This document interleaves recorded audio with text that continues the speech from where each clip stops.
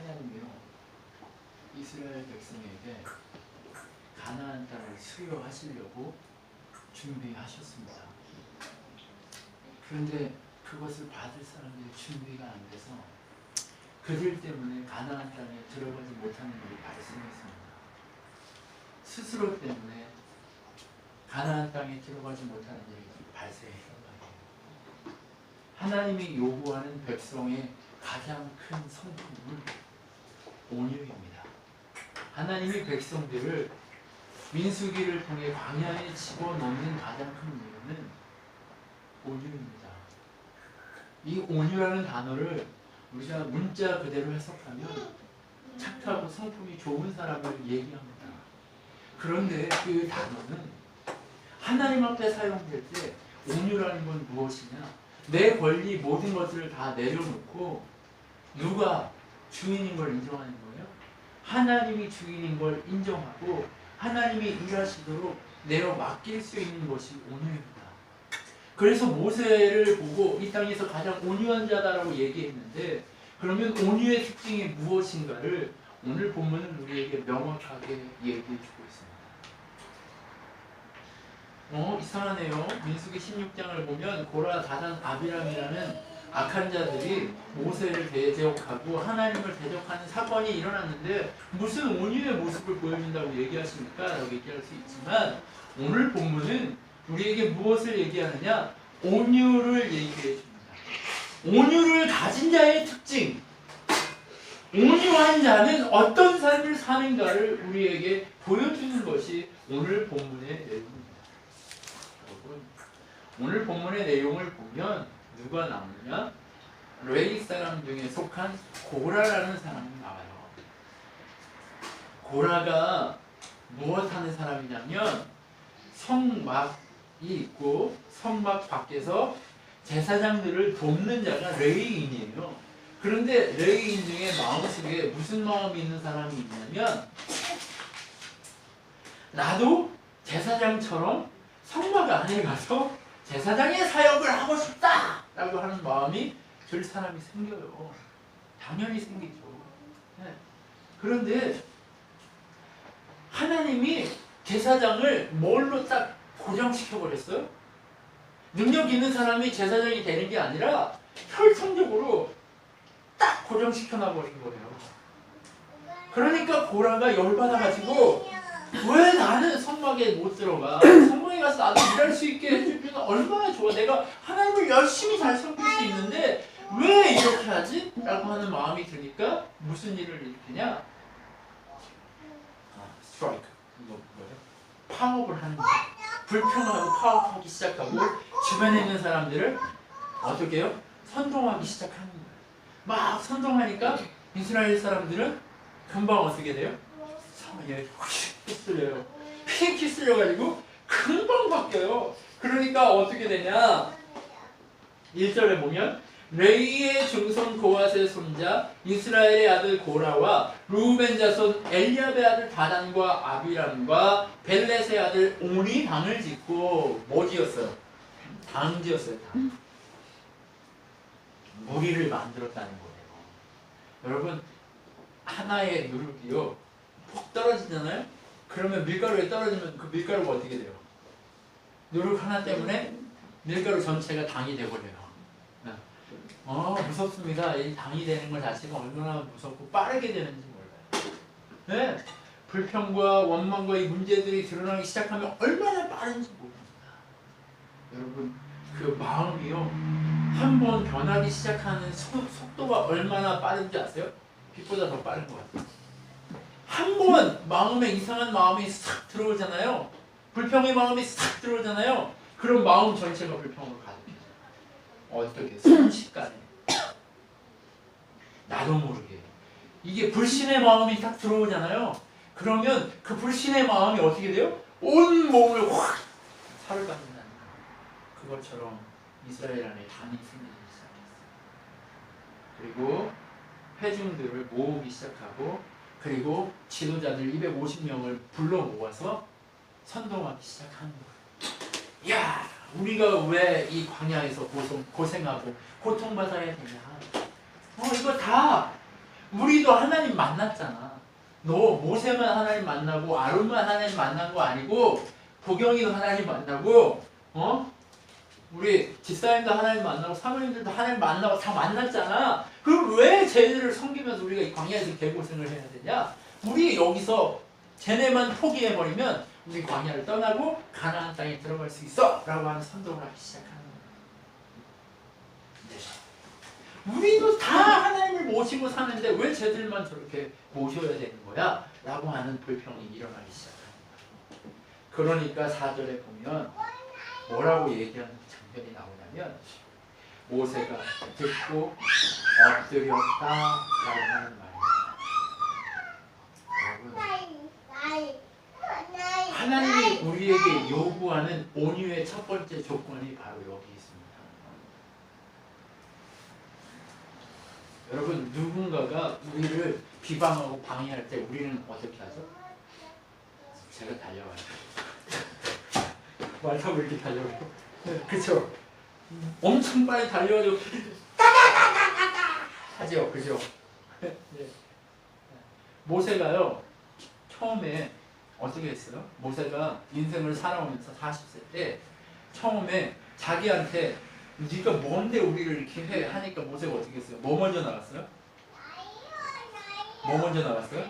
법보다 뭐가 왔어요? 네, 주먹이 왔어요. 주먹이 푹 나갔어요. 그래서 어떻게 됐어요?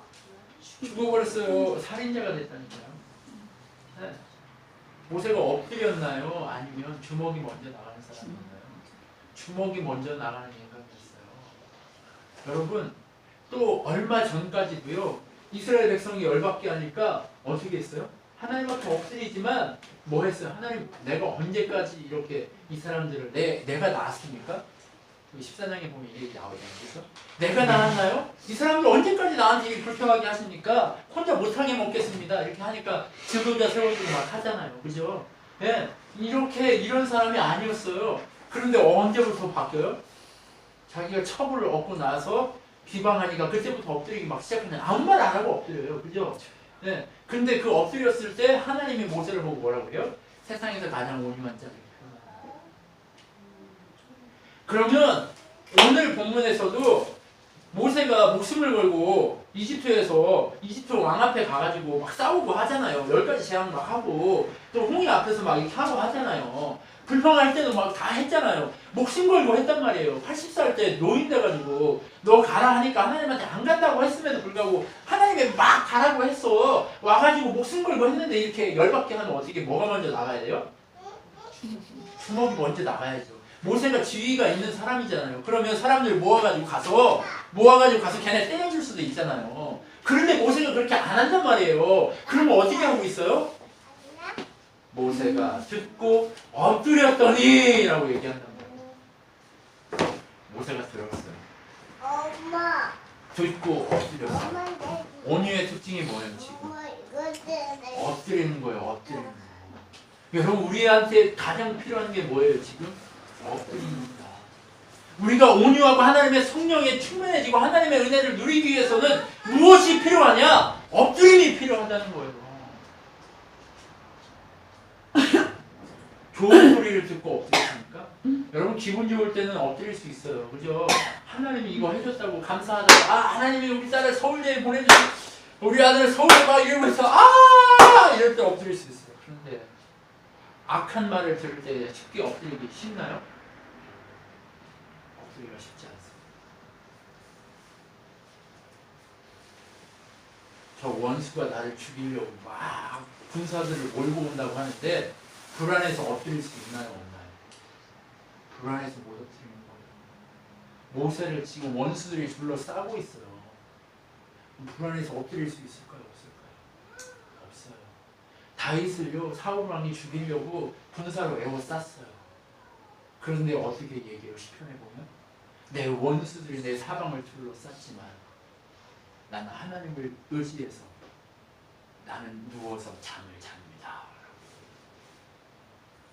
하나님이 사랑하는 자에게 잠을 주십니다. 무슨 뜻이에요? 하나님께 엎드리기 때문에 나 불안하지 않는다.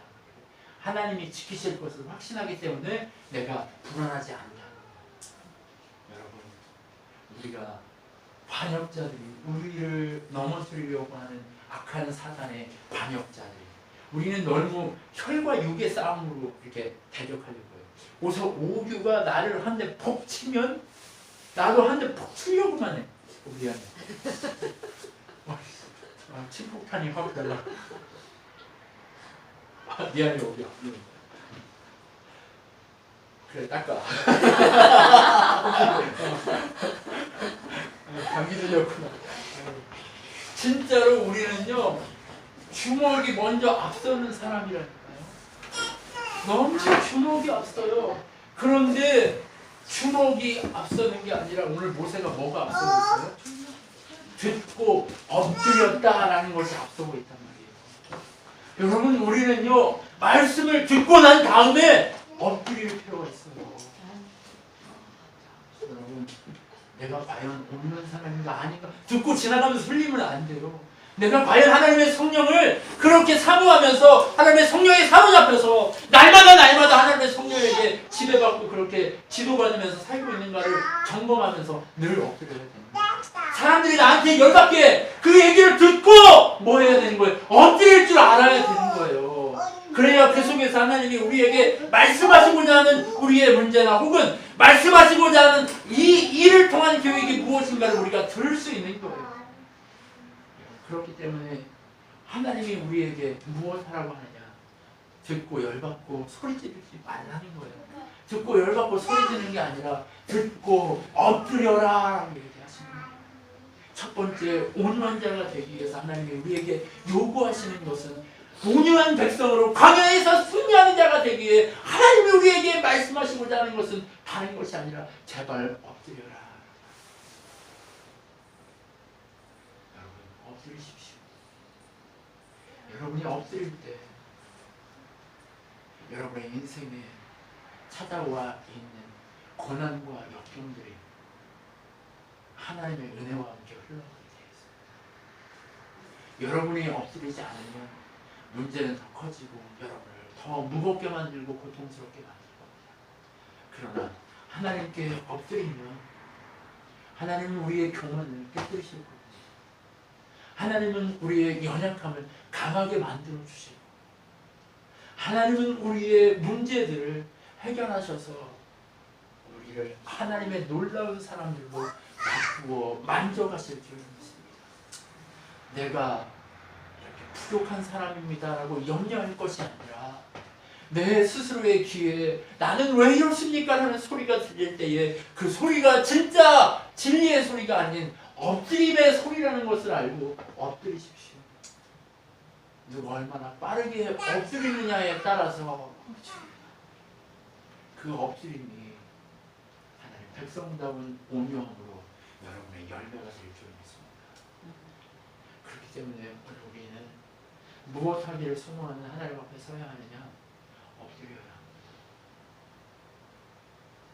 오늘 고라, 다단, 아비람, 온은 민주주의를 요구하고 있습니다. 하나님의 사람으로 모두가 다 하나님을 만났기 때문에 우리 민주적으로 지도자를 선출해서 우리가 선택해서 사람을 세우자라고 하는 이야기를 하고 있는 겁니다. 그러나 그것은 하나님이 원하시는 바가 아닙니다.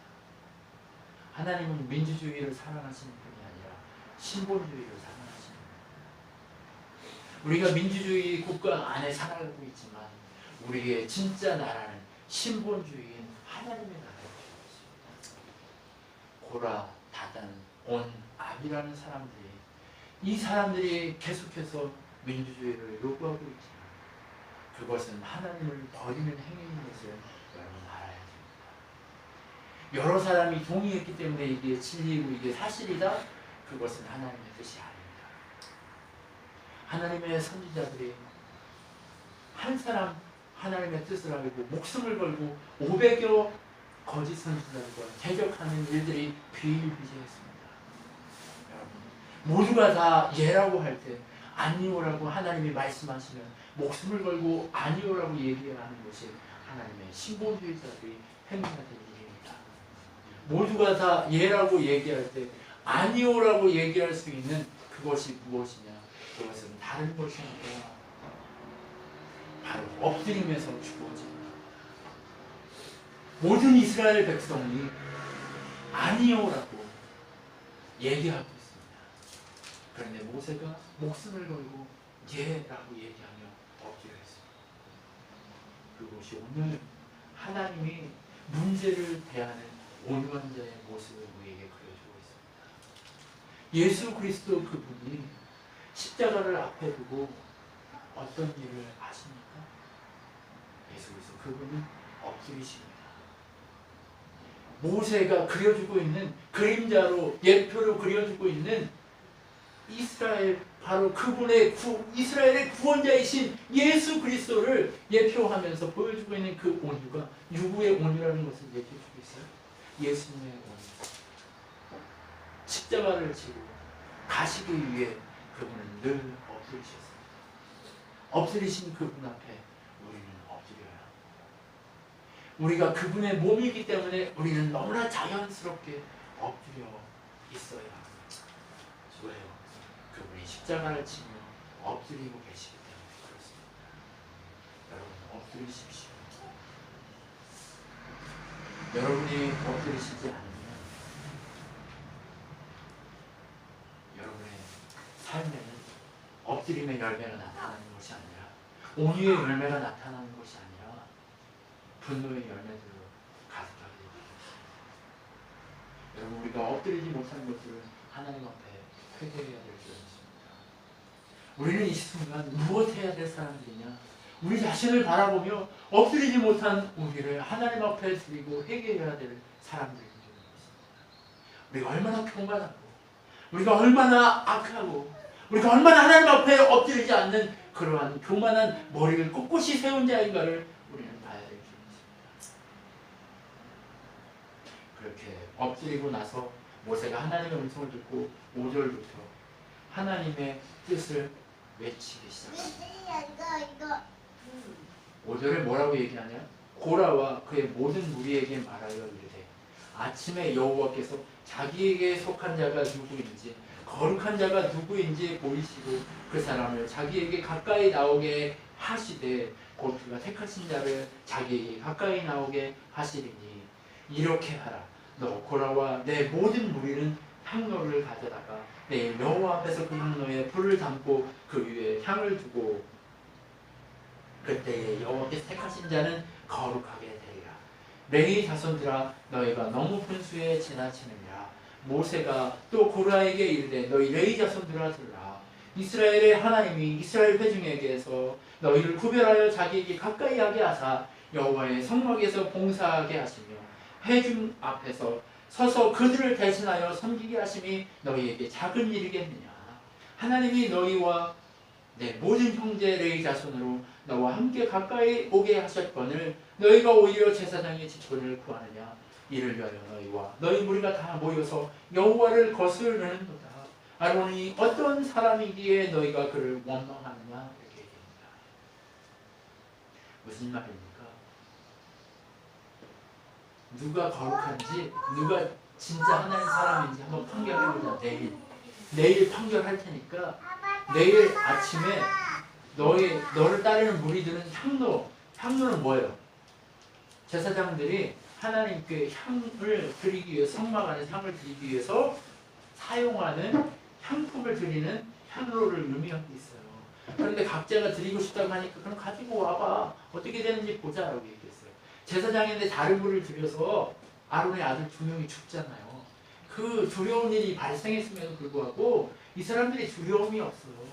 너 얼마나 교만한지 하나님을 보지를 않는 거예요. 자기가 이렇게 하나님을 만났고 나는 이런 사람이야 라고 하는 마음만 가득하기 때문에 하나님이 나를 택했고 거룩하게 해서 나는 이런 경험이 가득해 라고 하는 생각으로 가득하기 때문에 그 교만이 가득하기 때문에 두려움이 없는 거예요. 모세는 하나님을 알고 있습니다. 하나님을 경외해야 될 뿐이지 우리가 아무렇게나 만홀히 여길 뿐이 아니라는 것을 잘 알고 있단 말이에요. 그렇기 때문에 그는 엎드려요. 그런데 이 사람들은 엎드려야 하는 거예요. 가져와봐. 너희가 한번 누가 거룩한지 너희인지 아니면 모세인 나인지 한번 판결해보자 라고 이런 얘기를 하는 거예요. 그리고 고라한테 얘기해요. 너희가 레위인으로 하나님을 섬기는 게 얼마나 큰 일인데 너희가 죽어야 될 자를 하나님 앞에 세워서 일하게 하는 그런 일을 주셨는데 그것도 작은 일이라고 생각하고 제사장 바로 예수 그리스도 그분의 혈통을 얘기하는 누구도 침범할 수 없는 예수 그리스도의 자리를 네가 침범하려고 하느냐라고 하는 얘기를 지금 모세가 하고 있는 거예요. 너희가 내일 아침에 보자라고 얘기해요. 그런데 지금 당장 볼 수도 있잖아요. 그렇죠? 근데 내일 아침에 보자. 지금 모세가 뭐 하고 있는 거예요? 기회 주고 있는 거예요. 어떤 기회? 하나님 앞에 엎드릴 기회 주고 있는 거예요. 고라, 다단, 아비란, 그 다음에 250명의 지도자들 다 뭐하면 살아요? 하나님 앞에 엎드려서 회개하는 삶. 그런데 이 사람들 기회를 주고 있어요. 모세가요 열받아서 주먹으로 이렇게 할 수도 있어요. 하나님 앞에 한마디만 해도 하나님 이제 쓸어버리십시오 라고 얘기할 수 있어요. 근데 모세가 뭐 하고 있는 거예요? 기회를 주고 있는 거예요. 여러분 지금이 기회예요. 지금이 우리가 엎드려야 될 기회입니다. 지금이 우리가 하나님 앞에 엎드릴 기회입니다. 지금이 은혜 받을 만한 때이고 지금이 하나님 앞에 엎드릴 때입니다. 지금이 하나님 앞에 온유한 성품을 우리가 가질 수 있는 때입니다. 그렇게 기회를 주고 있는 하나님 앞에서 우리가 그분을 거스르지 않고 기회를 붙잡아야 됩니다. 엎드림의 기회를 주고 있는 이 상황을 그들이 이해하나요? 못하나요? 이해 못해요. 절대 이해를 못해요. 이해 안 해요. 절대 이해 안 합니다. 이제 고라하고 얘기를 하면서 누구도 있어요? 루벤 지파 사람들 중에 다단, 아비람, 온이라는 사람이 있는데 이 사람들이 또 사람을 보내고 이 사람들한테도 기회를 주려고 사람을 보내는 거예요. 자, 모세가 뭐라고 얘기합니까? 12절 모세가 엘리압의 아들 다단과 아비람을 부르러 사람을 보냈더니 그들이 이르되 우리는 올라가지 않겠노라. 내가 우리를 젖과 꿀이 흐르는 땅에 이끌어내어 광야에서 죽이려 함이 어찌 작은 일이기에 오히려 스스로 우리의 왕이 되려 하느냐 이렇게 얘기해요. 자 보세요. 이스라엘 백성이 정탐에 실패해가지고 그 땅에 못 올라갔어요. 그런데 누굴 탓이래요? 모세 탓이래요. 너 때문에 못 올라간 거야. 네가 우리 왕 되고 그 땅을 우리한테 안 주고 네가 다 왕 돼서 차지하려고 그러는 거지 우리 대신. 그러니까 네가 잘못했는데 왜 우리 보고 다시 이리 오라고 말을 네가 뭐 언제부터 우리 왕이었어? 오라가라고 왜 하는 거야? 나 절대로 네한테 안 가라고 얘기하는 거야. 어처구니 없어. 그렇죠? 네. 모세 때문에 못 올라갔대요. 자기 모세가 욕심 챙겨서 이 광야에서 40년 동안 왕 노릇하러 왕 돼가지고 그 사람들이 가나안 땅에 가서 땅 차지하면 그 땅 다 자기가 뺏으려고 이렇게 하고 있다고 얘기하고 있는 거예요. 모세도 못 들어가잖아요. 가나안 땅에. 모세도 열받을 판에 누구 때문에 못 들어갔어요? 백성들 전체 때문에 못 들어갔단 말이에요. 백성들을 하나님이 다 쓸어버리고 모세한테 다시 시작하겠다고 했는데 참고 모세가 기회를 줬음에도 불구하고 그걸 포기해버리는 거예요. 그러면서 어떻게 얘기하는 거예요? 모세 너 때문에 못 들어가니까 네가 책임져! 라고 얘기하는 거예요. 그러면서 14절에 뭐라고 얘기해요? 이뿐 아니라 내가 우리를 젖과 꿀이 흐르는 땅으로 인도하여 드리지 아니하고 밭도 포도원도 우리에게 기업을 주지 아니하니 내가 이 사람들의 눈을 빼려느냐? 우리는 올라가지 아니하겠노라. 우리가 좋은 거 다 봤는데 아무것도 못한다고 얘기하는 거예요. 그리고 난 15절에 모세가 심히 노하여 여호와께 여짜오되 주는 그들의 허물을 돌아보지 마옵소서. 나는 그들의 나귀 한 마리도 빼앗지 아니하겠고 그들 중에 한 사람도 해하지 아니하겠나이다. 이렇게 얘기해요. 자, 옛날 같았으면 그들의 동원해가지고 갔을까요? 안 갔어요? 모세가 안 갔죠. 그런데 지금 뭐예요? 하나님 앞에 다시 엎드리는 거예요. 하나님 저것들이 저런 소리를 하네요. 하나님한테 권력 다해요. 네. 하나님한테 욕해야지 누구한테 욕하겠어요. 하나님한테 달려가서 욕하는 거예요. 하나님 저 자식들이 저를 이렇게 열받게 만들어요. 하나님 저놈들이 이토록 나쁜 놈들이니 저들이 드린 물건 기억도 해주지 마세요. 하나님한테 감사하다고 드린 거 기억하지 마세요라고 얘기하는 거예요. 여러분 저놈들이 저렇게 나쁜 놈인데 저는 저놈들과 아무것도 안 건드릴 거예요. 하나님이 알아서 하십시오. 이렇게 얘기하는 거예요. 자, 모세가 그 사람들한테도 기회 주려고 했어요. 했어요.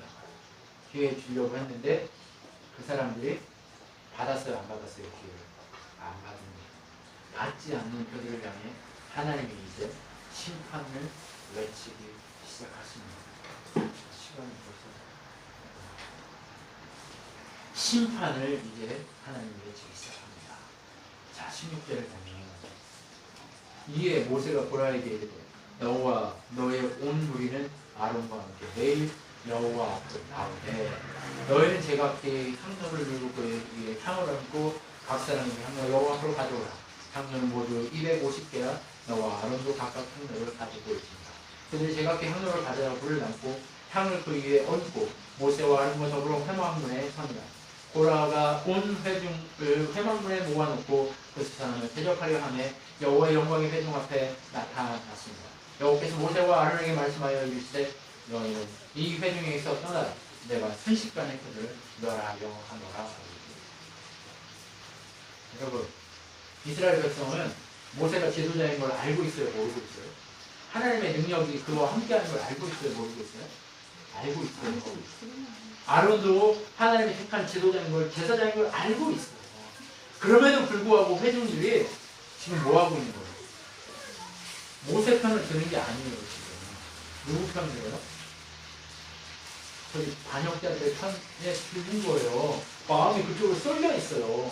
모세와 아론만 죽이면 광야 40년 안 돌아도 되고 어디로 가면 돼요? 가나안 땅으로 올라갈 수 있다는 착각에 가고 있는 거예요.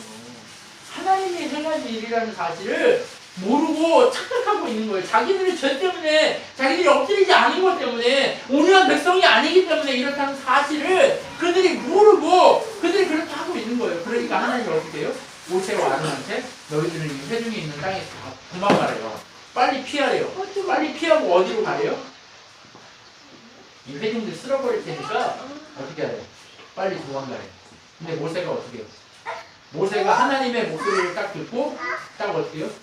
22절 두 사람이 엎드리매 이렇게 또 엎드려요. 또 엎드려. 여러분, 엎드리는 거 외에 방법이 없습니다. 엎드리는 것 외에는 하나님의 은혜와 방법이 없는 거예요. 엎드리는 것 외에는 하나님이 원하시는 방법이 없어요. 엎드리는 그 자체만이 하나님 우리에게 요구하시는 거예요. 그래서 오늘 22절에 뭘 얘기해요? 두 사람이 엎드려 이르되 하나님이여 모든 육체의 생명은 하나님이 한 사람, 자, 모든 육체의 생명이 하나님이요. 사람들이 이렇게 많은데 고라, 다단, 알비랑 몬 250명 때문에 이 300만의 이 백성들을 다 죽이시겠습니까? 라고 얘기하는 거예요. 모세가 엎드려가지고 이 얘기를 해요. 하나님, 이 사람들 다 죽이는 거 뭐 상관없어요. 그런데 하나님 그런 하나님 아니잖아요. 한 사람 잘못했다고 이렇게 마음이 쏠렸다고 다 죽이면 어떡해요? 하나님이 힘이 없어서 이 사람들 여기에서 다 죽였다 이렇게 얘기할 거란 말이에요. 사람들이. 그러니까 하나님 그러지 마세요 라고 자꾸 엎드려서 하나님 앞에 하나님의 마음을 다시 한번 이렇게 하나님의 마음을 푸는 거예요. 여러분, 뭐하고 있어요? 엎드려서 지금? 모세가? 온유한 마음을 가지니까 어떻게 됐어요? 엎드려서 뭐하고 있어요? 하나님의 마음을 품고 있어요. 하나님 백성들 불쌍히 여겨요? 안 여겨요? 요나서에 보면 어디요? 아람 나라의 가장 그 수도의 성에 엄청난 사람들이 많고 짐승도 많으니까 내가 저들을 보호하고 사랑하는 게 뭐가 문제냐라고 얘기하잖아요. 그것처럼 하나님은요 사람들을 불쌍히 여겨요. 회개하는 사람들을 귀하게 여기신단 말이에요. 여러분, 그런데 이스라엘 백성 300만을 한꺼번에 척 죽인다면 모세가 그래요 안 사세요 나 도망갈게요 와 도망간다면 하나님 마음이 좋을까요? 안 좋을까요? 아니에요. 그런데 모세는 지금 온유한 마음을 가지니까 뭐하기 시작했어요? 하나님의 마음을 품기 시작했다는 거예요. 엎드리는 자에게는요 뭐가 생기기 시작해요? 내 마음이 아니라 하나님의 마음이 생기기 시작해요. 그게 바로 성령께서 우리에게 주시는 열매예요. 네. 사랑과 희락과 화평과 온유와 자비와 양성과 충성과 온유, 이 절제는 이게요 그냥 열매 맺는 게 아니에요. 이게요 하나님 앞에 엎드리니까 하나님 마음을 소유하게 되니까 하나님 마음을 소유하고 나서 그들이 무엇을 얻기 시작하는 거예요? 하나님의 마음을 그러니까 그 사람들을 놓고 목숨을 걸고 기도하기 시작하는 거예요. 그렇게 기도하고 뭐라고 얘기해요? 하나님이 그러면 알았어, 그렇게 안 할게. 모세한테 메시지를 주니까 모세가 일어나서 뭐라고 얘기하냐? 야, 너희 회중들아, 고라 다단 아비람의 장막에서 떠나라. 만약에 장막에서 떠나지 않으면 너희도 멸망할 것이다. 그러니까 무리가 고라와 다단 아비람의 장막 사방을 떠나고 27절 다단과 아비람은 그들의 처자와 유저와 함께 나와서 자기 장막 문 앞에 서니라. 너무 자랑스럽게 장막 문 앞에 딱 서요. 누구를 대적하고? 모세를 딱 대적합니다. 하나님의 마음을 불쌍히 여기고 있는 그 마음을 대적하고 딱 쓴단 말이에요. 그러니까 모세가 여호와께서 이제 이렇게 얘기하는 거예요. 이 모든 일을 행하시는 것이 나요, 나의 의미로 하는 줄 너희가 알고 있지만 하나님이 이 모든 것을 행하게 했다. 그러니까 이 사람들의 죽음은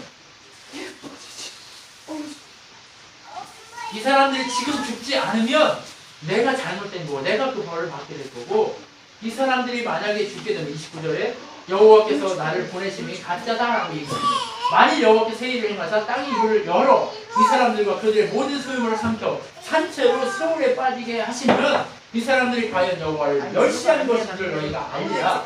그가 이 모든 말을 마치자마자 그들이 섰던 땅바닥이 갈라져서 땅이 입을 열어 그들과 그의 집과 고라에 속한 모든 사람과 그들의 재물을 삼킴에 그들과 그들의 모든 재물이 산채로 수월에 빠지며 땅이 그 위에 덮이니 그들이 회중 가운데 망하니라.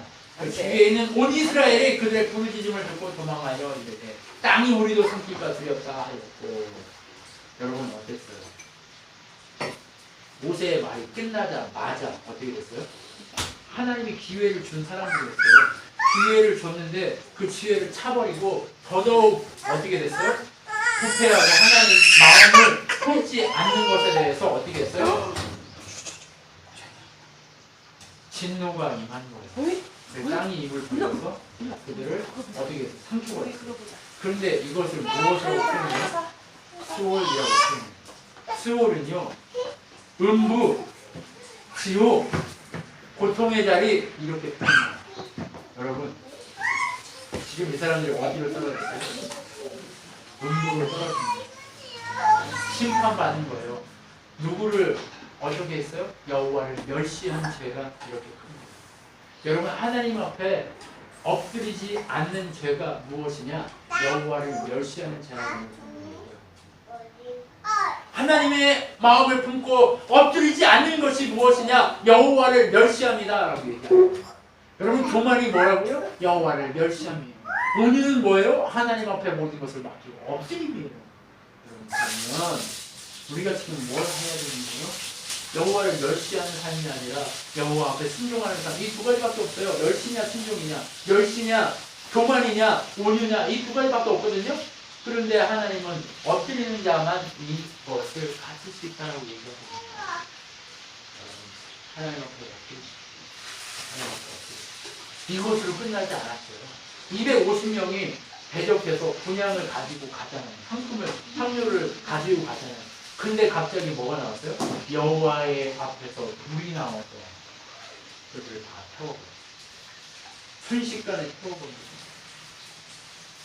순식간에 먼지가 되고, 이렇게 순식간에 먼지가 되고 나니까 이거 어떻게 됐어요? 향이 250개의 향로가 거룩해진 거예요. 250개의 향로가 거룩해져서 이제 그것을 가지고 표징을 삼으래요. 어떤 표징? 여호와를 멸시하고 엎드리지 않은 자들을 하나님께서 깨트린 그것을 표징으로 삼아서 이것을 다 쳐서 연결해서 무엇을 만들래요? 번제단을 감싸는 철판을 만들라고 얘기합니다. 번제단을요 감싸는 판을 만들어서 어떻게 하래요? 저게 뭐냐면 하나님 앞에 엎드리지 않고 대적하고 여호와를 멸시했던 자들의 결국에 의해서 저렇게 만들어진 증거야 라고 하는 표를 만들라고 하나님이 표징물을 만들라고 이렇게 얘기합니다. 그래서 하나님이 표징물을 만들라고 하니까 표징물을 딱 만드는 모습입니다. 여러분, 그런데요, 이스라엘의 지금 상황이 어떤 상황이에요? 전쟁 같은 상황이에요. 지금 완전히 전쟁하는 거예요. 하나님이 누구랑 전쟁했어요? 하나님을 멸시한 대적자들과 전쟁합니다. 여러분, 우리의 인생은요, 모세의 인생을 통해 보여지는 우리의 광야의 인생은요, 전쟁 같은 인생입니다. 우리는요, 전쟁터에 서 있는 자들이에요. 그런데 우리가 이 전쟁터에서 두려워 떨면서 백성들처럼 와, 우리가 삼킬까, 우리가 불이 탈까 뭐 이러면서 도망간다면 지금 난리겠죠. 지금 진 안에요. 이게 어디 진 밖이 아니에요. 진 안에서 해막 앞에서 이 난리가 난 거예요. 막 지진 나서 막 삼켜버리고 불 나와가지고 막 태워버리고 하니까 이 사람들이 놀라가지고 혼미백산에서 말도 못하고 오줌 싸는 사람 막 뭐 이리저리 막 도망가야 된다고 소리 지르고 전쟁 맞잖아요. 그죠? 여기 만약에 폭탄 하나 터지잖아요. 뭐 어떻게 될까요? 터키 광장에서요. 폭탄이 터졌는데요. 터지니까 날라다니니까 사람들이 힘들었잖아요. 완전히 막 다 그 광장이잖아요. 얼마나 수가 컸겠어요. 그러니까 난리가 나버린 거예요. 여러분, 그 난리에 버금가는 난리예요. 300만이 모여서 난리를 쳤다고 생각해보세요. 여러분, 그 난리가 지나가고 그 난리에서 승리하는 인생을 살기 위해서는 우리가 광야의 전쟁터는 바로 그런 전쟁터, 이런 난리통이에요. 우리의 인생은요, 언제나 이런 난리통이라니까요. 그냥 겉으로 보기에 괜찮은 것처럼, 이렇게 괜찮은 것처럼 이렇게 겉모습 이렇게 하고 우리가 괜찮아 보이지만, 우리는 언제나 난리통에 살고 있어요. 이 난리통에서 우리가 승리하기 위해서는 어떻게 해야 되느냐? 표징을 가지고 있어요. 엎드리는 자들만 승리할 수 있다는 표징이 바로 오늘 이 향로의 표징이에요. 이 엎드림의 표징을 하나님을 위한테 요구하고 있어요. 원망하다가 그렇게 죽은 백성들을 향한 표징을 우리는 늘 가지고 있어요.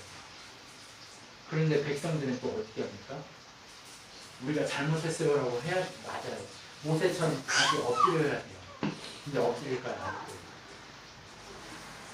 41절 이튿날 이스라엘 자손의 온 회중이 모세와 아론을 원망하여 이르되, 이 일이 누구 때문에 일어났어요? 지들 때문에 일어났잖아요. 근데 누구 원망이에요? 하나님 앞에 엎드려 있는 사람들 원망이에요. 너희가 여호와의 백성을 죽게 하려고. 여호와의 백성이에요. 하나님은 뭐라고 얘기했어요? 여호와를 멸시한 자로 죽어 마땅한 자라고 얘기하는데 이 사람들 뭐래요? 여호와의 백성을 죽였다라고 얘기해요. 지금 눈이 열려 있어요? 닫혀 있어요? 닫혀 있어요. 엎드리지 않는 자의 눈은 맹인 것 같아요. 살아 있다고는 하나, 죽은 자로다라고 얘기하는 바울의 고백과 같아요. 그렇게 엎드리지 않은 자는 맹인의 인생을 살아가요. 그러면서 뭐라고 얘기해요? 회중이 모여 모세와 아론을 칠 때 이미 쳤어요. 모세하고 다르죠? 오니와 모세는 어떻게 했어요? 엎드렸단 말이에요. 그런데 백성들은 어떻게 했어요? 쳤다는 게요, 이게 친 거예요, 주먹으로. 이런 무슨 얘기인지 아시겠어요? 이게 치는 거예요, 이렇게 막. 300만이 이렇게 쿵 돌려가지고 막 치기 시작했다고 해보세요. 이건 뭐 감당이 안 되는 거죠. 근데 어떤 일이 일어나요? 해막을 바라보니 구름이 해막을 덮고 여호와의 영광이 나타났다. 여호와의 영광이 나타나면 어떻게 나타나요? 청색이 구름이 있고 청색이 있고 막 나팔 소리와 같은 웅장한 소리가 나기 시작한단 말이에요. 그러니까 300만이 어떻게 됐을까요? 모세를 한 대 톡 쳤는데, 아론을 톡 치고 했는데, 지금 하나님이 확 나타났어요. 어떤 일이 일어날까요? 당황했겠죠. 다들 그 자리에 엎드렸겠죠. 그러면서 뭐라고 해야 돼요? 모세와 아론을 불러요. 그러니까 모세와 아론이 회막 앞으로 갔어요. 회막 앞으로 가니까 여호와께서 모세에게 말씀하십니다. 너희가 이 회중에서 떠나라. 내가 순식간에 그들을 멸하려 하노라 하시면 두 사람이 또 어떻게 해요? 엎드립니다. 자, 이문호 목사를 누군가가 와서 주먹으로 쳤으면 누군가 어떻게 했을까요? 역사를 잡고 다시 했겠죠. 일로 와. 왜 때려? 톡 때렸겠죠. 그런데 그 때린 사람들을 위해서 이 모세와 아론이 뭐 하고 있는 거죠? 엎드렸어요. 그런 온유가 제 거시기를 소망합니다. 여러분의 거시기를 소망합니다. 누군가 나를 죽음의 골짜기로 밀어넣는다 할지라도 하나님 앞에 엎드릴 수 있는 그 온유가 여러분의 것이었으면 좋겠어요. 저 이문호 목사의 것이었으면 좋겠어요. 승질 더러운 이문호 목사가 아니라 엎드리고 온유한 이문호 목사였으면 좋겠어요.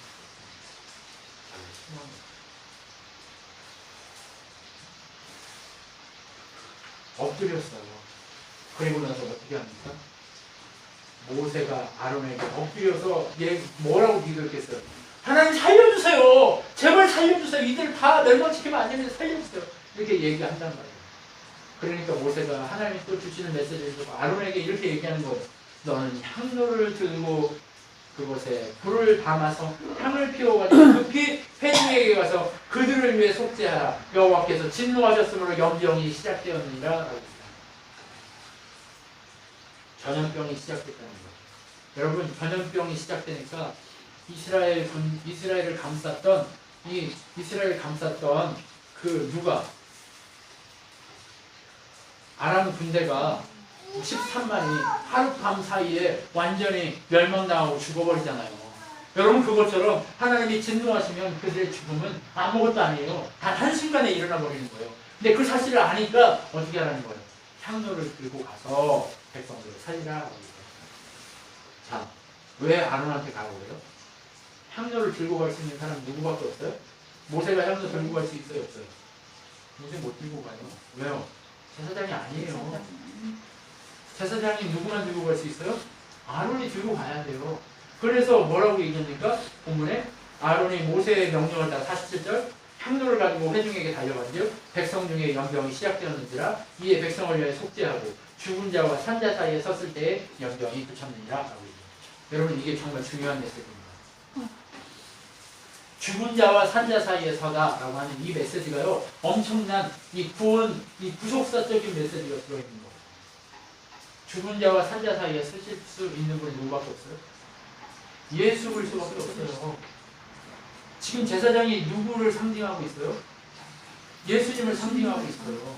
그러면 예수님 외에 제사장일 수 있는 사람이 없어요. 그러면 하나님이 선택한 혈통적 제사장 이외에 제사장일 수 있는 사람이 없어요. 그럼 고라가 제사장 되고자 할 때 제사장 되겠다고 하는 얘기는 뭐예요? 내가 예수가 되겠다라고 얘기하는 거예요. 하나님이 그거 허락할 수 있어요? 없어요? 없어요. 예수 이외에 다른 구원의 길이 없기 때문에 그런 거예요. 이스라엘 백성을 회중 가운데 죽은 자와 산 자 사이에서 세울 수 있는 분은 누구밖에 없다는 걸 얘기하고 싶은 거예요. 예수 그리스도 그분밖에 없다는 걸 얘기하는 거예요. 제사장밖에는 이 향유를 들고 하나님 앞에 향을 올릴 수 있는 자가 없다는 사실을 보여주면서 그 속에서 예수 그리스도의 구속사적인 은혜를 예표하고 그것을 가르쳐서 예수님밖에 우리를 구원하실 수 없다는 사실을 가르치고 있습니다. 여러분, 그리고 나서 뭐라고 했지? 고라의 일로 죽은 자 외에, 고라의 일로는요 한 4,500명 죽었어요. 그런데 하나님을 대적하고 하나님의 뜻을 알면서도 다시 한번 뭐 하려고? 모세와 아론을 죽이려고 한 거예요. 그리고 어떻게 하려고? 가나안 땅에 들어가려고 하는 욕심을 품은 자들을 하나님이 단 10시간 만에 쳐서 죽였는데 몇 명이 죽냐? 14,700명이 죽었어요. 여러분, 엎드리지 않는 연병이 그치니 아론이 회막문 모세에게로 돌아오니라. 여러분, 다음 주에 왜 하나님이 아론을 택했는가를 보여주고 있습니다. 다음 주에 아론을 어떤 자로 택했는가를 우리에게 보여주는 그 복음의 구속사가 오늘 17장에 펼쳐지는데, 오늘 이것을 단순하게 사건을 설명하느라고 그걸 같이 하려고 했거든요. 한꺼번에 막 하려고 했는데 이게 너무 길더라고요. 이것을 여러분 기억하고 계셔야 돼요. 여러분,